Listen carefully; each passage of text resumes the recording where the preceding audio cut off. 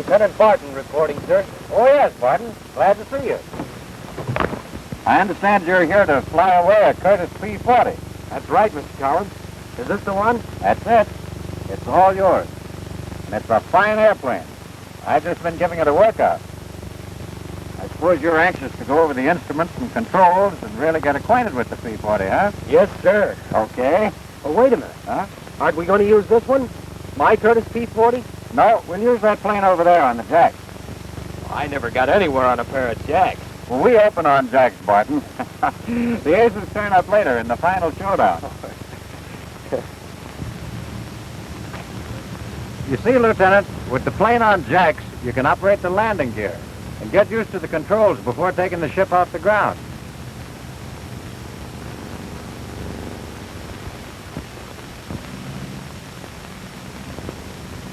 I might as well hook up my parachute and safety belt, I guess, so I'll feel at home. That's right. It'll help you get familiar with the cockpit. We recommend the use of these shoulder straps. They'll keep you from being thrown against the instrument panel in case of a mishap. We've found that the best way to learn the P-40 is to study one system at a time. So let's start in with the fuel system. Here's the fuel selector valve down here at your left. Yes, sir. I see it's labeled with the capacity for each tank. Yeah, and when you set it in position, you'll feel a positive click.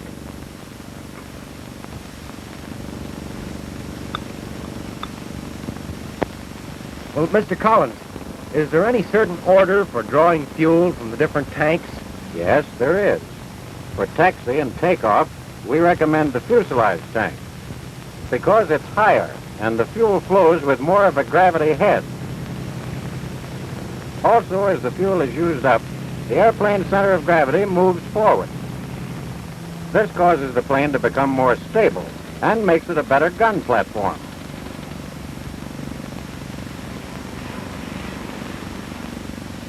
This gauge on the instrument panel shows the amount of fuel in the fuselage tank. Now, of course, if you're flying a plane with the belly tank attached, you should start using that tank as soon as you've climbed a bit. Then, if you get in a fight, you won't waste any fuel. When you pull this release and drop the belly tank from the plane. When the fuselage tank and the belly tank are empty, switch to the rear wing tank. The gauge is on the left side of the cockpit floor. I see. Then you save the front wing tank until last. That's right. Uh-huh. Is there any sort of a signal when your fuel runs low? Yes. Normal fuel pressure is between 15 and 16 pounds. And when any tank begins to run dry, well, of course, your fuel pressure drops. And a warning light flashes on in time for you to turn to another tank. On the lower left side of the instrument panel is the switch for the electric fuel pump. It's a good idea to keep the fuel pump on all during flight, so you won't forget to turn it on when you need it at high altitude. The cooling system of the P-40 is regulated by the cowl flaps, and these flaps should be open whenever you taxi, take off, or climb. In most P-40s, the flaps are controlled by a manually operated lever on the right side of the cockpit. But in some of the P-40Fs, the cowl flaps are controlled by an electric switch. You put the switch up for automatic operation. If the automatic feature fails, can I still operate the flaps? Yes, you can put the toggle switch down and hold it to the left to open the flaps, or down and to the right to close them. Well, Mr. Collins, of course I know the cowl flaps regulate the temperature of the oil and coolant, but what temperature should I try to maintain? Normal oil temperature is between 40 and 90 degrees centigrade. Coolant temperature is between 85 and 125 degrees centigrade. Now, if the coolant reaches 125, a light warns you to open the cowl flaps and cool the engine down. Of course, you never take off with the coolant temperature above 125 degrees. The landing gear and wing flaps of the P-40 are raised and lowered by means of hydraulic pressure. This is the flap control right here. To lower the flaps, you push the control handle forward and pull the lower trigger on the control stick.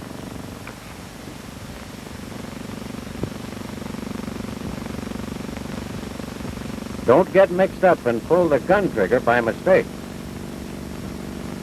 The flaps should never be lowered when your airspeed is above 140 miles an hour.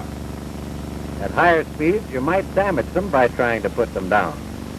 The plane also becomes too nose-heavy. Are the flaps automatically locked in position? Not until you move the control back to neutral, like this. I see. And I suppose the flaps up position is back here. Yes, Martin, that's right. To raise the flaps, you move the control back and pull the trigger on the stick. The flaps go up pretty fast, so don't try to raise them at slow air speeds when your altitude's below 500 feet.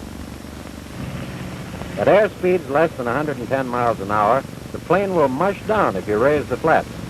So if you overshoot the field, gun the engine and climb back up to 500 feet before you put the flaps up.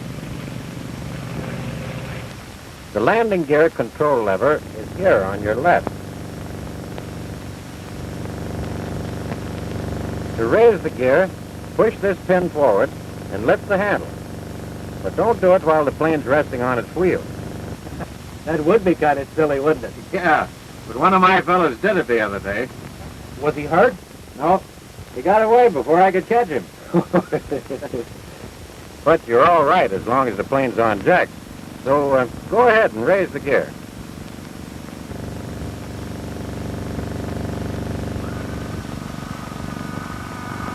How soon after the takeoff should the gear be retracted? Just as soon as you clear the field.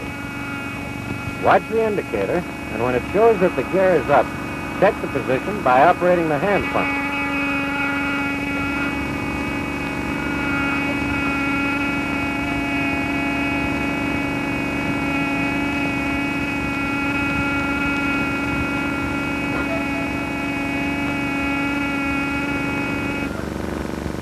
It must be stuck. I can hardly move it. When the pump is solid, the landing gear is locked in retracted position. Now put the control back in neutral. That locks the hydraulic fluid in the retracting system. Before you lower the gear, be sure to reduce your airspeed below 175 miles per hour. The hydraulic mechanism is not designed to force the gear down against a higher airspeed. Then push the control handle down. That's it. Now pull the trigger on the stick. That starts the gear down. Before the gear gets all the way down, retard the throttle.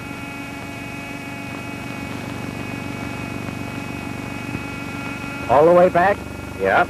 So the warning horn will blow until the gear is down and locked. Then when the horn stops, the gear is safely down, as shown on the indicator. That's right, Barton. It's always a good idea to check the hand pump. Then lock the system by putting the lever back to neutral. All P-40s up to the L model have an emergency hydraulic system. Now to operate the emergency system, unlock the catch at the bottom of the hydraulic hand pump handle. Put the handle on the emergency pump. And open these two red emergency valves. Don't open them now because the main system's on. But if the main system is shot away, you can get the wheels down by operating the emergency pump. Now, you'll have to land without the tail wheel or the flaps because the emergency system operates only the main wheels. The brakes are on a separate system, so they'll be okay. Now, maybe I'd better explain the throttle quadrant.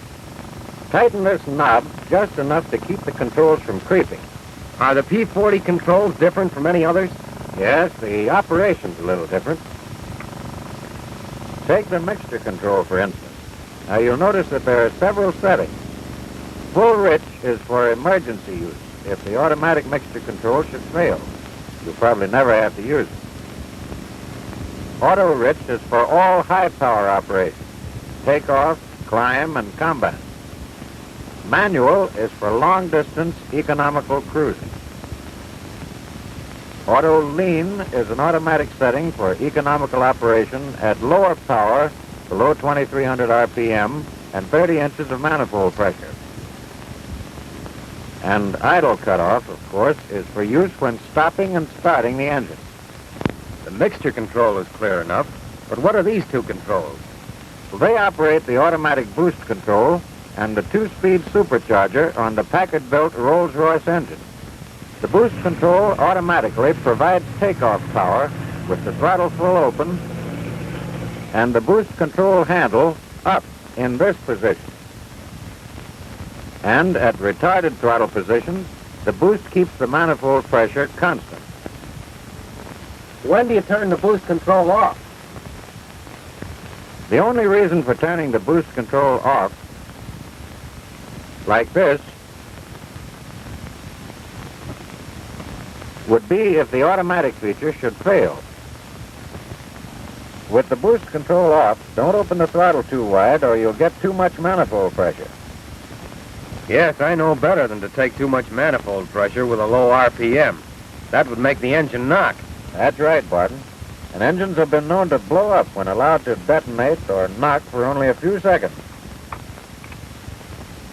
You should always raise the RPM first, then bring up the manifold pressure.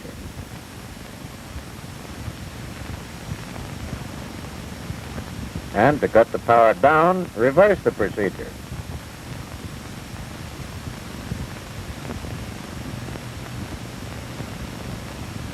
Okay, I think I understand the operation of the boost control, but what about the two-speed supercharger? When do you switch to the high position? Move it to high when you reach an altitude of 13,000 feet. But first you retard the throttle slightly. Otherwise, the high supercharger might build up too much manifold pressure. Now, move the supercharger control up fast. That's right. And then open the throttle again to get the desired climbing manifold pressure.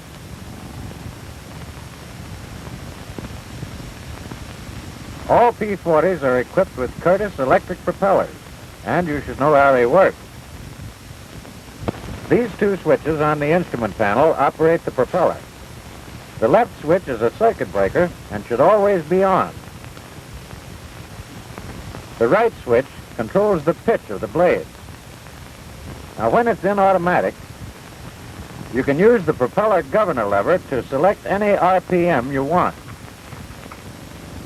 With the switch in manual, the blades are fully locked, like a fixed-pitch propeller. Can you change the pitch of the blades? Sure you can.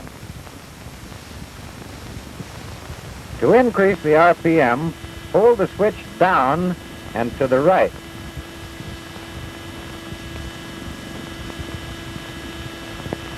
To decrease the RPM, hold the switch down and to the left. What pitch do you use for takeoff? Always take off in the automatic position with the governor control lever full forward for 3,000 RPM, or emergency military power. The governor will hold the RPM constant at 3,000.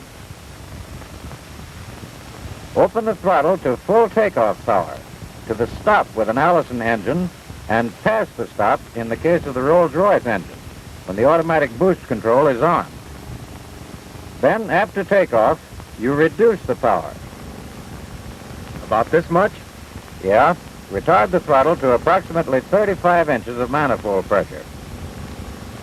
And pull the propeller governor control back to the desired RPM position. Was the switch still in automatic? Yes, you leave it in automatic for normal flight, but for long cruising, put it on manual. And lean out the mixture just as you would with a fixed-pitch propeller.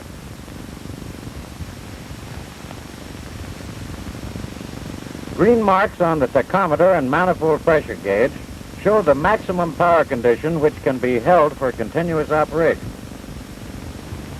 Have the mixture at auto rich for the normal power condition. For long-range cruising, reduce the power below 2280 RPM and 30 inches of manifold pressure. Auto lean mixture setting may be used at this low power. Well, how about it now, Barton? Are you all set on the propeller? Yes, I think so. What's next? Suppose we go through the operations of starting the engine. You make the settings as I call them off. Right. Mixture at idle cutoff. Throttle 1 inch open. Fuel on fuselage tank. Carburetor air full cold. This prevents possible backfiring into the engine compartment during starting. Battery switch on. Generator switch on. Fuel pump on. 3 right-hand circuit breakers on. Gun switches off. Now check your fuel pressure. 15.5 pounds. Okay, then prime the engine. How much do I give it? 1 stroke for a warm engine, 3 if the engine's cold.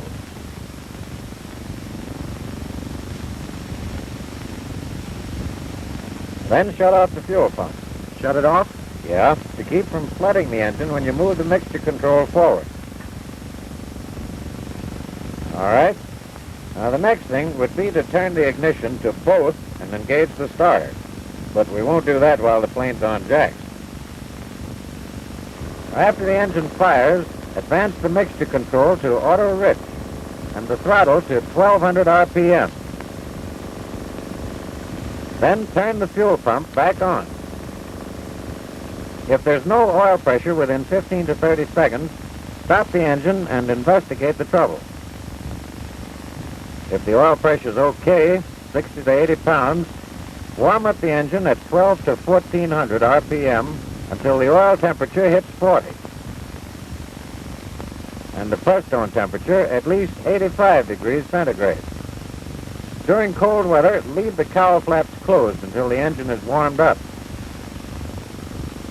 With the propeller switch on manual, run the engine up to 2300 RPM and check the magnetos. A drop of more than 100 RPM on a single magneto indicates faulty ignition. If the magnetos are okay, then switch the propeller back to automatic. Release the parking brake and taxi to the runway. The tail wheel is steerable by the rudder pedals, so don't ride the brakes when you taxi. Now, when you get to the runway, and just before you take off, make a final check of everything.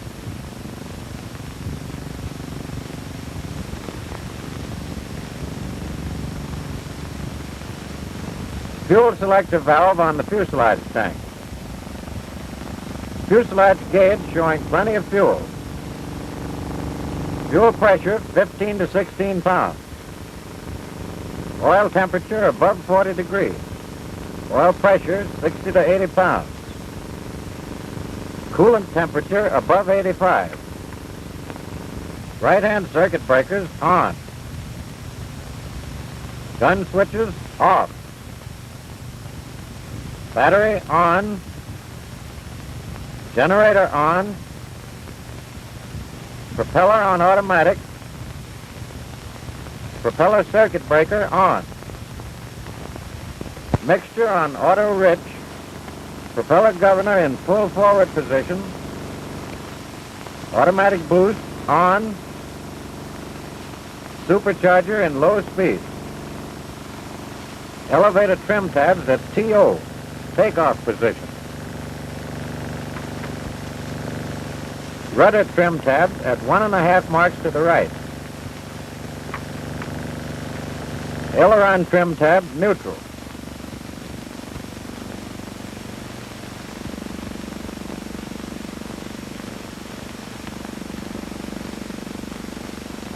Cowl flaps open, and you're all set to go. Over there on the runway is Lloyd Childs, Chief Test Pilot for Curtiss-Wright. He's going to put that ship through some maneuvers for us. And as he does, I'll try to give you some pointers on handling the P-40 in the air. Okay? I'm all set. All right. As the plane starts down the runway, open the throttle with a positive, steady motion.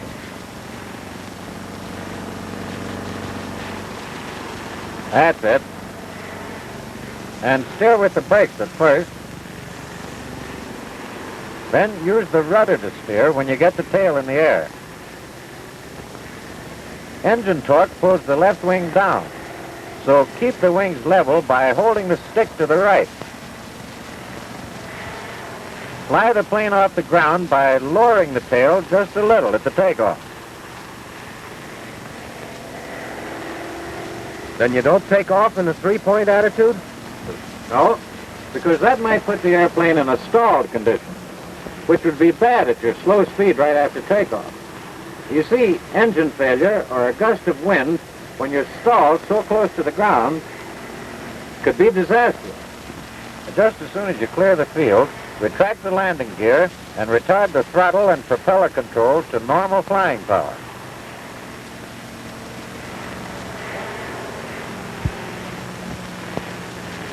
Pick up speed as soon as possible and climb at 140 miles an hour. Now, to gain altitude fast, you can climb at full military power for 15 minutes with the Rolls-Royce and 5 minutes with the Allison. These settings are marked with yellow lines on the instrument. The P-40 is normal in all flight characteristics, as you'll see when Lloyd goes through his maneuvers. But I've heard that some new pilots tend to over-control because they're not used to the long nose of the liquid-cooled engine ahead of them. Slight changes in the heading of the airplane with respect to the horizon appear to be more than they would with radial engine airplanes. However, after a few minutes of flying, I'm sure you'll be able to do it smoothly and easily without fighting the controls.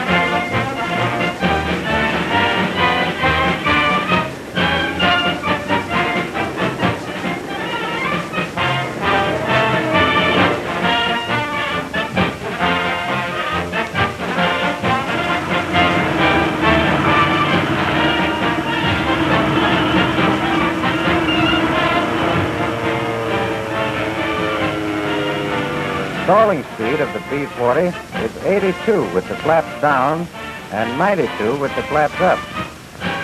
Just before the stall, there's a slight tail buffet to warn the pilot. And the stall, if allowed to continue, throws the plane in a spin that loses 1,000 feet a turn. Now, the P-40 will come out of the spin by itself if the pilot lets go of the controls.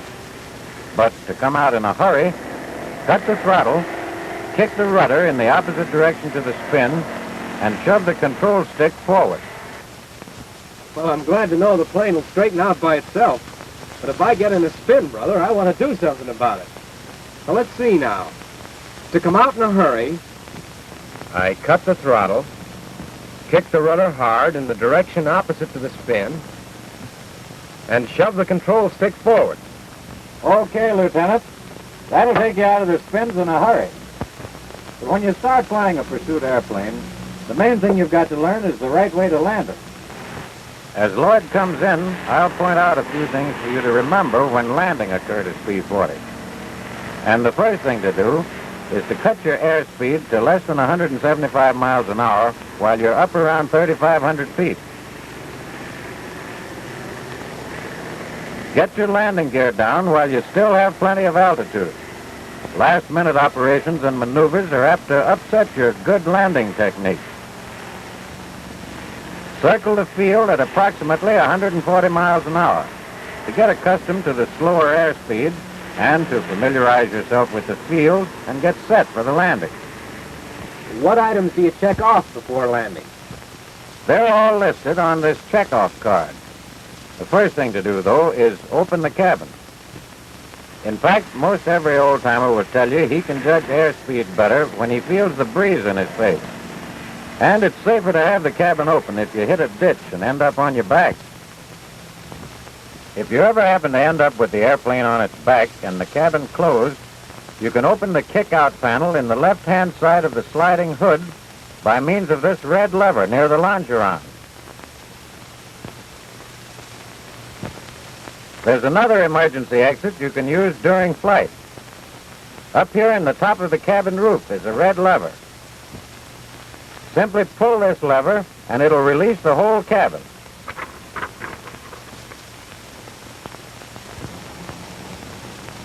Then you check to make sure the mixture control is on auto rich and the propeller governor control at 2650 automatic setting. It's a good idea to have the propeller set this way for plenty of RPM in case you have to give her the gun and go around again. On the other hand, you should not set it for full 3,000 RPM because it might momentarily over-rev if you open the throttle too fast.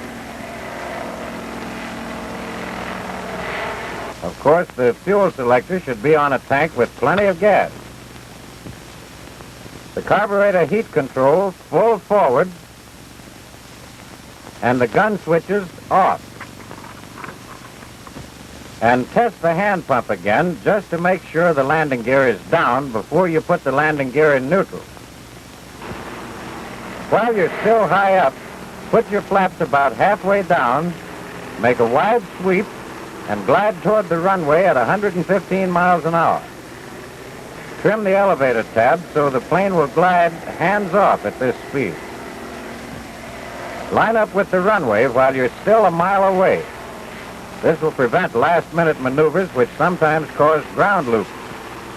New pilots have a tendency to undershoot the field. They cut the throttle and come in short. So remember to keep the throttle slightly open when you first come in for a landing. At 500 feet above the ground, put your flaps full down, cut the throttle to 1/2 inch open, and glide in at 115 miles an hour until you're over the runway. And when you're 10 feet off the ground, cut the throttle and level out for the landing.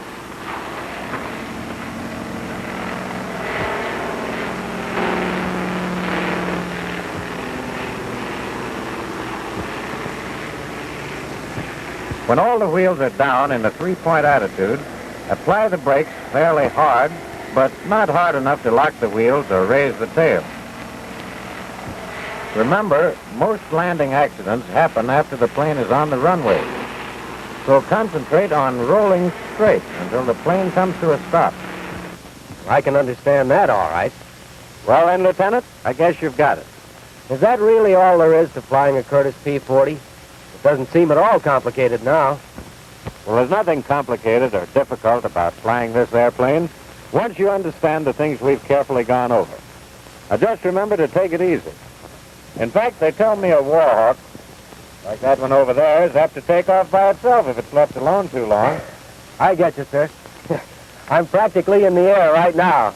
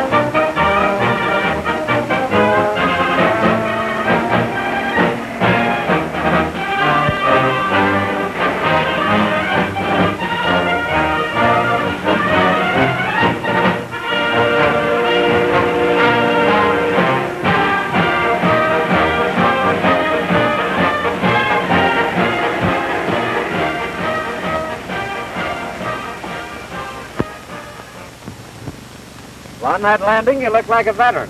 Oh, thank you, sir. Getting fond of this airplane already. Okay, Lieutenant. Then you're all set. So long, fella. Lots of luck. Thanks. Hadn't I better wait for those two P-40s to come in? No, that's just a couple of the boys waiting to give you a send-off. Go on up and join them.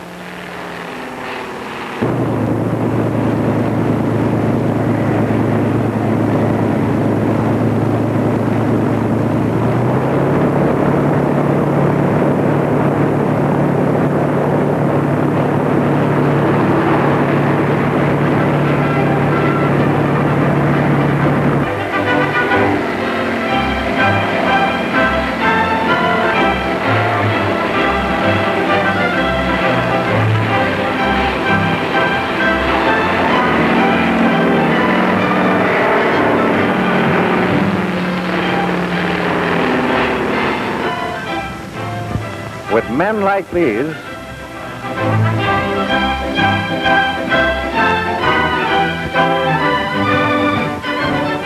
flying planes like these,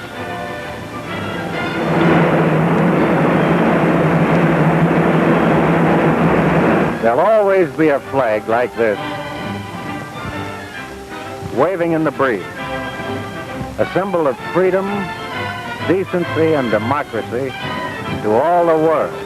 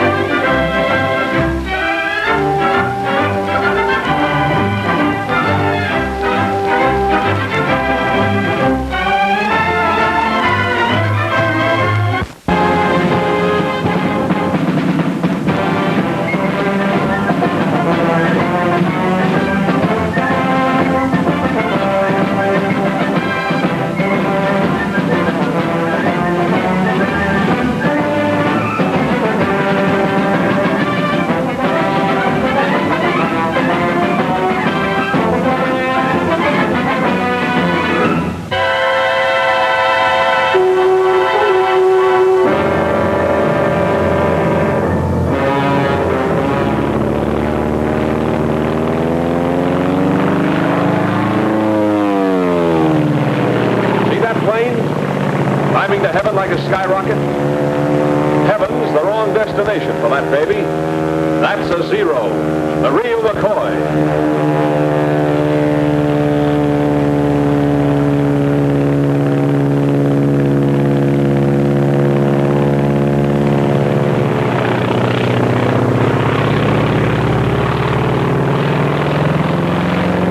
Shot down over Alaska.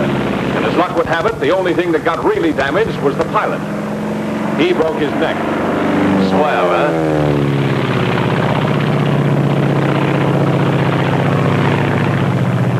Think you can recognize her again? This is the Japanese Zero. Take a good look at her. Your recognition of the Zero may save your life. Your recognition of the Zero may destroy its life. Watch her closely. Study every characteristic to aid you in your recognition. Look at that nose. A perfect circle broken only by the oil cooler. Note the slight dihedral angle. Look at that low wing and middle tail. Notice the oil cooler and air scoop directly below the engine cowling. See how the fuselage tapers to a point in the rear. It's like a big cigar.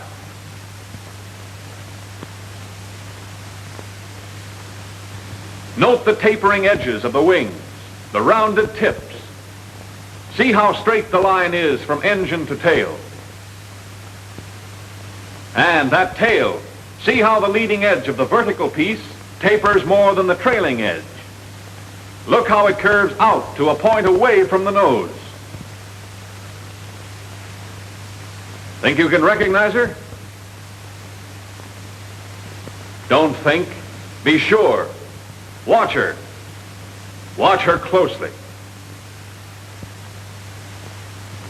Yes, we know that's no Zero. That's a P-40. But did you know? They don't look alike to you now, do they? Look at the difference in the shape of those noses. The P-40 with its deep radiator is oval. The Zero is a perfect circle, broken only by that oil cooler. Get those undercarriage fairings on the P-40. Compare the tail. The tail of the P-40 is high. The tail of the Zero is middle. Let's look at her from below. Look at the pointed nose of the P-40 and the blunt nose of the Zero. The leading edge of the wings of the P-40 has no taper. The wings of the Zero taper back. The tail of the P-40 is notched. The tail of the Zero tapers into the fuselage, which extends beyond it. Now, let's take them in profile. The engine of the P-40 is inline. The Zero is radial. Note the deep radiator on the P-40 as compared to the shallow oil cooler and air scoop on the Zero. Next, see how the cocked canopy on the P-40 is much further back from the nose than on the Zero. What's more, the canopy on the P-40 fits into the fuselage, while the canopy on the Zero sits on the fuselage. Now for the tails. The P-40's is rounded and curves in toward the nose. The Zero's is pointed and curves out away from the nose. No one could possibly mistake them for each other, could they? You think not? Well, let's see. Let's take the case of one pilot. His name was Jimmy Saunders. His story starts on the day when he was flying to a base somewhere in the Far East.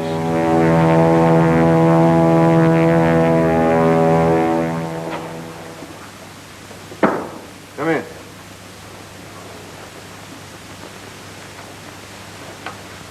Lieutenant Saunders reporting for duty, sir. Glad to have you with us, Lieutenant. Glad to be here, Major. We can certainly use you. Sit down. Cigarette? Oh, thank you, sir. How was the flight over? Well, I made it, sir, with the help of a P-40. You like our P-40? Oh, yes, sir. It's a nice airplane. Good. Then maybe we can count on you not to shoot any of them down. Oh, I didn't have any plans along that line, sir. It's been done, you know. You mean jet pilots? I mean American pilots. Men with as much enthusiasm for the P-40 as you have, but with an unfortunate lack of ability to tell a friend from an enemy. Excuse me, sir, but how could anybody mistake a P-40 for a Zero? A great many things can happen in the excitement of preparing for combat. Too many pilots are too anxious to make sure they're killed. They start shooting before they've made certain what they're shooting at. It's a damn sight better to let a Zero get away than to knock down one of your own planes. Say nothing of one of your own men. We've few enough to spare around here. Sir, I had no idea. We're not broadcasting the fact. I know, but... Now, don't misunderstand me, Lieutenant. It's not a common occurrence. Most of our men know their planes. Identification becomes second nature to them. If there's still a doubt in their minds, they maneuver close enough to make sure. Of course, there is such a thing as being too cautious. Take the case of the man who drew those silhouettes. Say, that's quite a job. He had plenty of time for it. Been flat on his back for 2 months. Shot down while he was still maneuvering around trying to decide if the other plane was a Zero or not. He found out. If he'd known his identification, that Zero might never have gotten him. Well, he learned his lesson, and to make certain that others would profit by it, he put it all down in those. All right, let's see if you can do your wafting on the Zero. Yes, sir. With or without looking? You might as well make it easy on yourself now. It'll be a lot tougher upstairs. Yes, sir. Wings. Leading edge tapers, trailing edge tapers, tips rounded, slight dihedral angle. You might add to that there are two 20-millimeter cannons mounted one in each wing, probably Swiss Oerlikon guns. Yes, sir. Here's something I didn't know about, sir. Huh? Oh, yes. The wingtips can be folded so as to utilize more space in a carrier. Incidentally, the span is 39 feet 4 inches. All right, go on with the engine.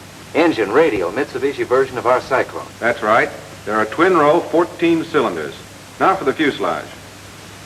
Fuselage. Blunt nose with a spinner on it. Cockpit canopy sits on the fuselage. Retractable landing gear with fairing plates. Say, there seems to be one gear missing, sir. The gears are operated hydraulically. As a result, the wheels retract alternately. I guess there are a couple of things I don't know about this airplane, sir. I'm glad to hear you admit it. That's the beginning of wisdom. The wings and the fuselage are in one piece, made of duraluminum. There's another feature worth noting. The entire fuselage is flush riveted. With the result, there are very few protuberances to cause wind resistance. The length is 28 feet 5 inches. There's a pair of machine guns mounted in grooves above the cowling. They're 7.7 millimeter, and they're synchronized to fire through the propeller. I hope you don't ever get them on your tail. I'm with you there, sir. All right, finish her up. Tail. Leading edge of flat surface tapers more than trailing edge, with the fuselage extending to a point beyond it. Leading edge of vertical piece tapers more than trailing edge. Tail is pointed, curves out away from the nose. I guess that's it, sir. Good enough. As you probably know, there are 3 types of Zeros. One is a single float plane without rigging. All 3 have slightly varying characteristics. But this is the type you're most apt to tangle with, so get to know her. All of her. Yes, sir. I'll look for the balls of rouge on her wings and fuselage. Yeah, I wouldn't depend on that if I were you. The Japs have a neat trick of painting her all sorts of colors. Sometimes even like our P-40s. Coffee? No, thanks. Well, sir, how soon do I get a chance to knock one of them down? Soon enough. But don't get any idea that the Zero is a pushover. With 340 miles an hour top speed, a service ceiling of 35,500 feet, and a normal range of 700 miles, increased by a droppable extra fuel tank, there's not much she can't do. They built her light and maneuverable, threw away the armor protection for the pilot and the self-sealing gasoline tanks. She only weighs around 5,200 pounds, fully loaded, and has a horsepower of over 900. And when you see the speed with which she climbs, you'll appreciate what I'm saying. There's just no use trying to dogfight a Zero. That's out.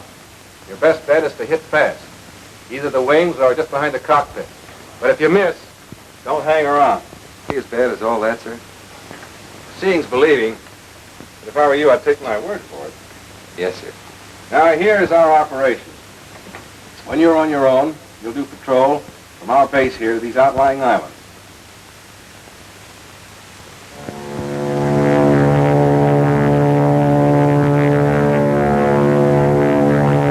Well, the big day finally came. Saunders was on his own, out Jap hunting.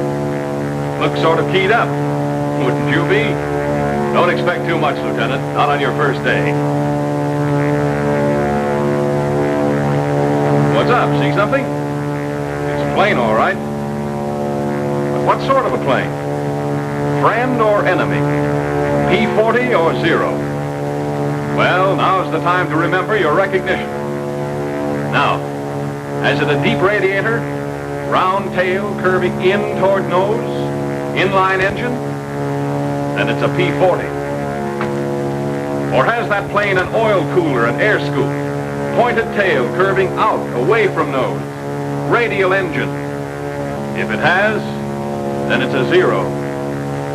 Tough to tell from here. Maybe if you got closer. Start climbing, Saunders.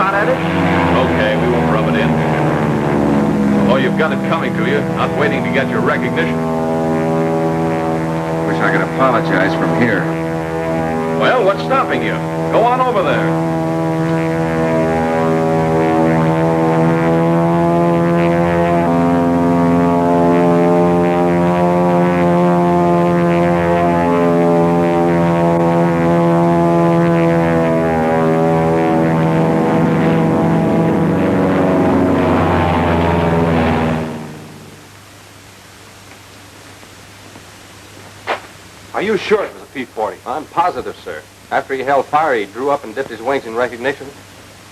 I don't like to complain, sir, but do we have to fight our own Air Force, too? You've got good cause for complaint. I don't know who's responsible for this, but when I do... Come in. Major, I want to... I'm sorry, sir. Lieutenant Saunders reporting, sir. I just wanted... Lieutenant?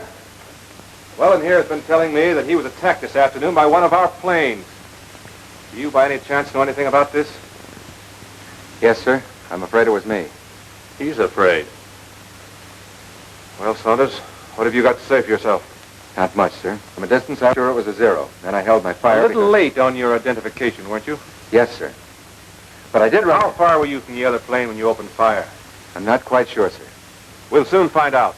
Have your film developed immediately. Yes, sir. Major, I want It can wait, Lieutenant. Get after that film. Yes, sir.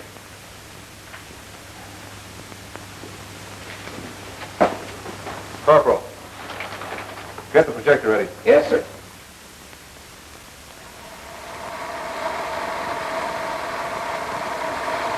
How could you start firing at that distance? Hold it.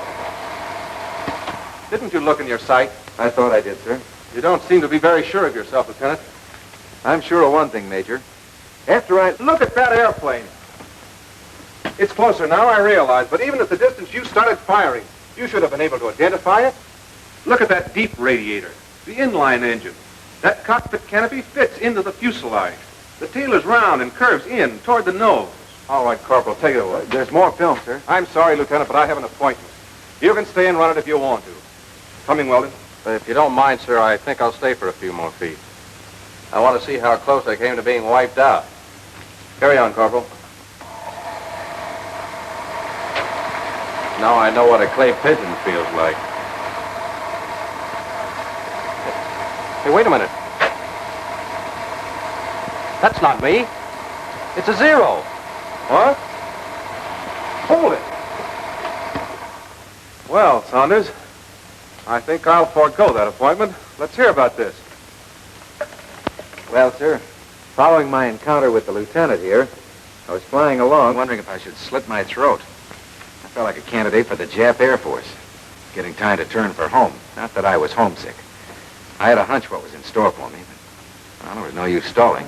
I was thinking, that other guy's probably back already, telling the major how he almost got knocked down by another P-40. I was thinking what you'd tell me when I got back. Suddenly, I stopped thinking. I saw something. Another plane. I tried to make her out. She was too far away. I started to climb. I had to get my recognition right this time. Cigar-shaped fuselage tapering to point and rear. Check. Wings close to nose. Canopy sits on fuselage. Check. Tail pointed. Curving out. Blunt nose. Stubby spinner. Radial engine. Oil cooler. Air scoop at bottom of nose. It's a Zero. Check.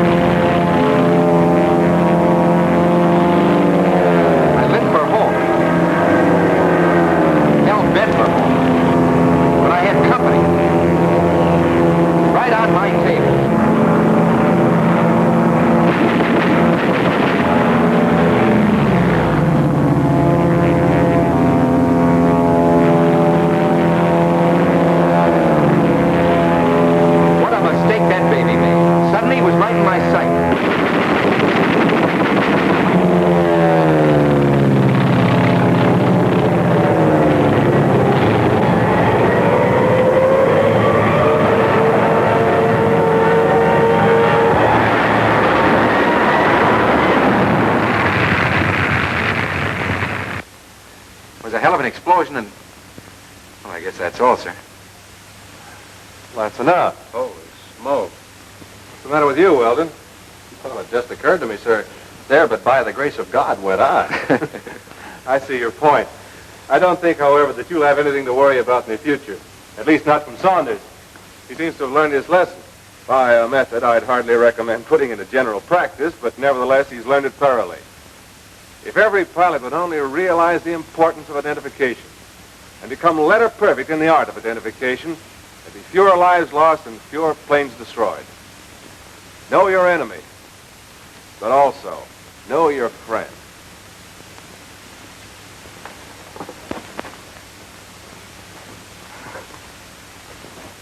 Well, they know their friends, all right. And what's more, they know their enemy. Do you? Radial engine. Perfect circle, broken only by oil cooler. Low wing. Cockpit canopy sits on cigar-shaped fuselage. Front nose. Stubby spinner. Oil cooler and air scoop. Fuselage tapering to point in rear. Closeness of wings to nose. Radial engine. Canopy close to nose. Tail pointed and curving out away from nose. Remember, on your recognition of the Zero may depend your life. Know it so you can destroy it. This is the Japanese Zero.